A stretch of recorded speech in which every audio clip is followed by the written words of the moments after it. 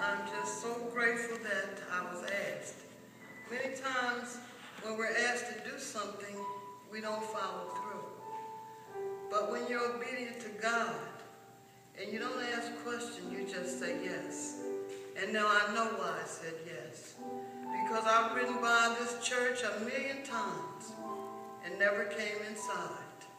And to stand here and to share this writing with you, those of you who do care, because if you didn't care, you wouldn't be here.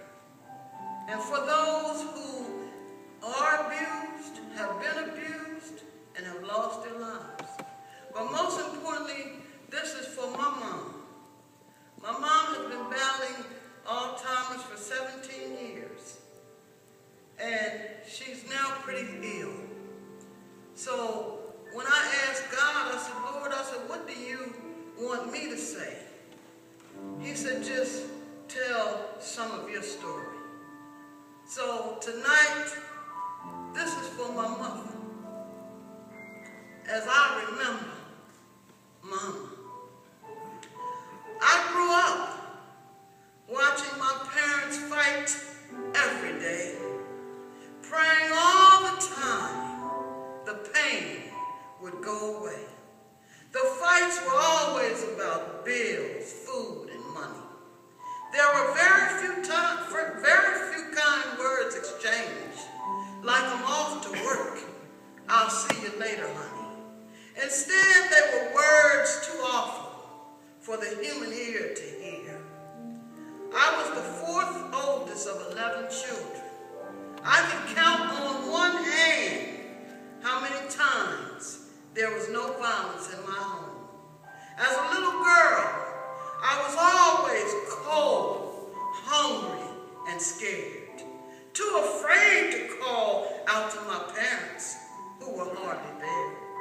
My mother finally left my father, but not before he took a stick and split open her face, because she asked him for money to buy food to feed us.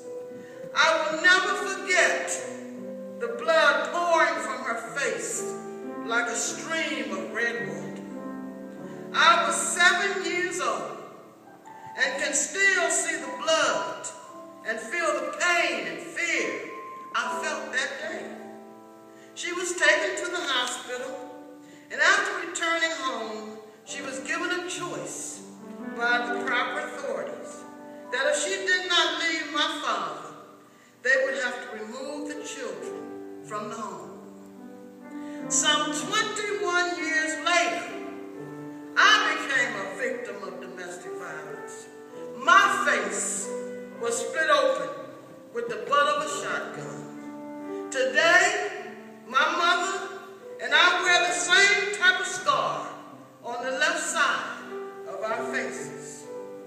When I look back over my life, remembering all the difficult times and how powerful the human spirit really is, I can truly say that I am so proud to have had the privilege to work for the Domestic Violence Center of Chester County, to be able to stand here and to ask the Lord to help our agency remain a pillar of strength and pride for all those who ride by and to help those who come inside, to help all victims of abuse find their way to a place where peace dances with prosperity, a place to surrender